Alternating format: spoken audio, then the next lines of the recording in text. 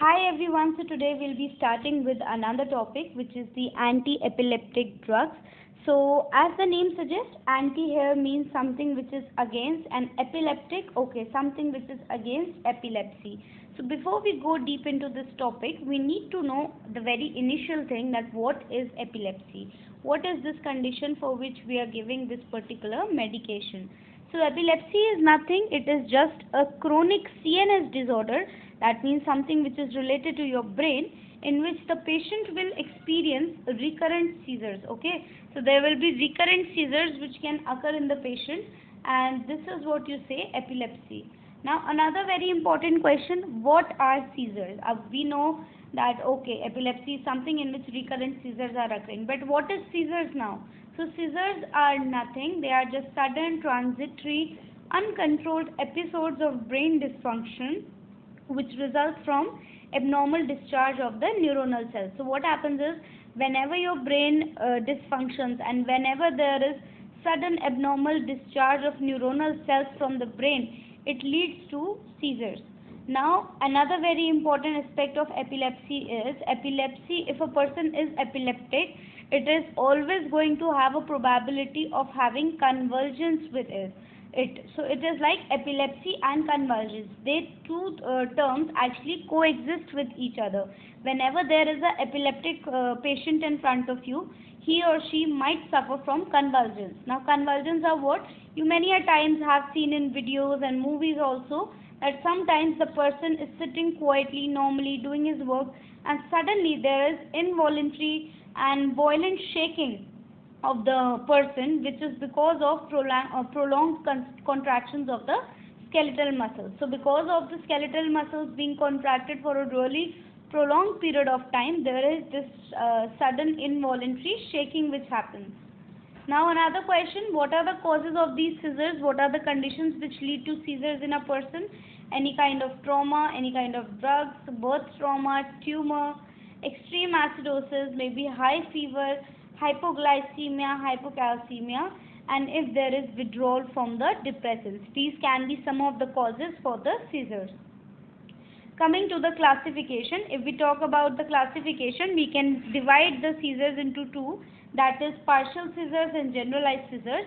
So partial seizures can be further divided into simple partial and complex partial, whereas the generalized seizures can be classified as generalized tonic-clonic. From this terminology, you can make two others. From generalized tonic-clonic, another one you form is tonic seizures.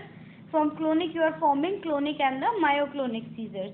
And here from tonic, you can also make the atonic seizures. So this is just to make it a little easy for you to understand, that if you remember only generalized tonic-clonic, you can make out four next other seizures from this.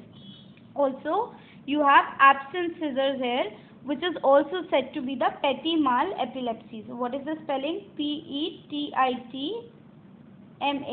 petit mal epilepsy. Absence seizures has another name which is known as petit mal epilepsy. Now moving to the classification, not actually the classification, but a little brief about what kind of seizures they are and what happens. So in the simple partial seizures, as the name suggested, it is partial, okay? That means only one side of the brain will be involved in this particular type of seizure. Not both the hemispheres, just one part of the brain. There is loss of consciousness, there is no loss of consciousness which happens, and it is only going to affect one limb or group of muscles. The patient is usually conscious in this condition. Complex partial seizure, again only one part of the brain will be involved, so it is also said to be the temporal lobe epilepsy, and this produces confusion and loss of consciousness. Now it is easy for you to remember, in partial seizure, in one case there is no loss of consciousness, in another case there is loss of consciousness. Coming to the generalized one, the very first we have is the generalized tonic-clonic. So in the generalized tonic-clonic, this is a condition which actually takes place in two parts. First we have the tonic phase, then we have the clonic phase. So in the tonic phase, what happens is, very powerful contractions will occur, which will lead to arrest of ventilation. Okay, there will be loss of consciousness and the person will not be able to breathe properly. In the clonic phase, what happens is, there is alternate contraction of the relaxation alternate contraction and relaxation, which leads to a reciprocating movement. So this is what happens in clonic phase. There is contraction, then there is relaxation. This occurs in the clonic phase. Now the next thing we have is the Epson scissors, which I just told you is also said to be the Petit-Mal epilepsy. What happens in this case is that there is you see, also as I told you, it's known as Petit-Mal epilepsy. There is brief loss of consciousness. Usually the loss of consciousness is only for 5 to 10 seconds, and the very important aspect of this absence seizures is that this can take dozens of time in a day. So it's not just 1 or 2 times in a day, it can occur dozens of time in a day. And the good point, or you can say the characteristic feature for this particular epilepsy is it is only going to last for 5 to 10 seconds, not long than that. Now coming to the atonic seizures. Atonic seizures is very much in which the postural tone is lost. You know, the person is sitting and suddenly his head will fall to one side, or sagging can occur, and there can be loss of consciousness. So basically the tone, the posture of the person is lost in this case. The last one is the tonic seizures.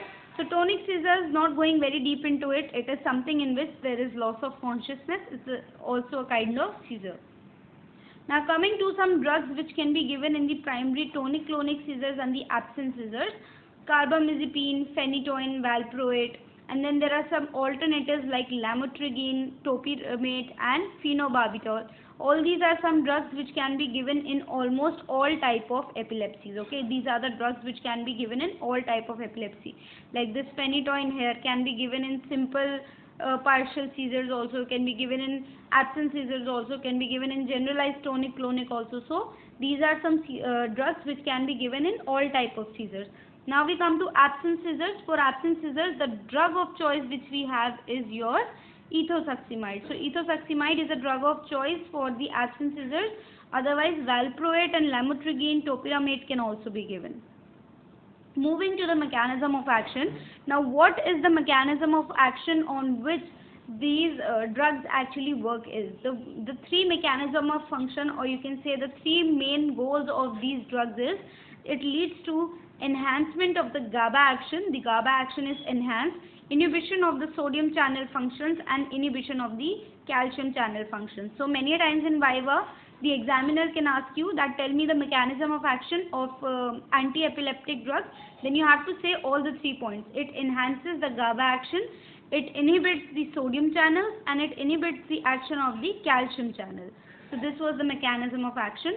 Moving to the treatment of seizures in pregnancy, as the drugs like phenytoin and phenobarbital are drugs which can be used to treat seizures in pregnancies also.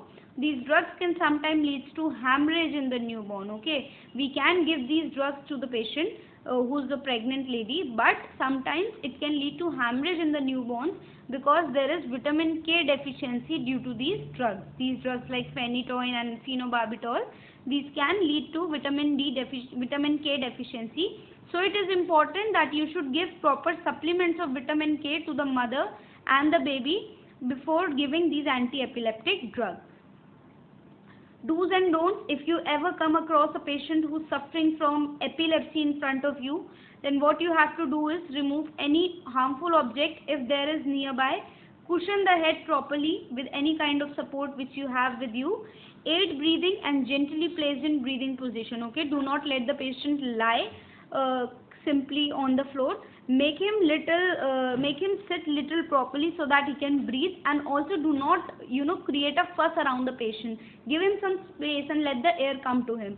Also, what you don't have to do is restrain any kind of person's movement. Do not allow the patient to move a bit because it can be harmful. Do not put anything in patient's mouth because at that time patient is not conscious and he might engulf that thing. So it is harmful to give anything to patient in the mouth, and give anything to eat until the patient is completely recovered. You're not supposed to give anything to eat to the patient until the patient is not recovered properly. If you like the video, please subscribe to my channel, share the video with your friends, and like the channel video. Thank you so much.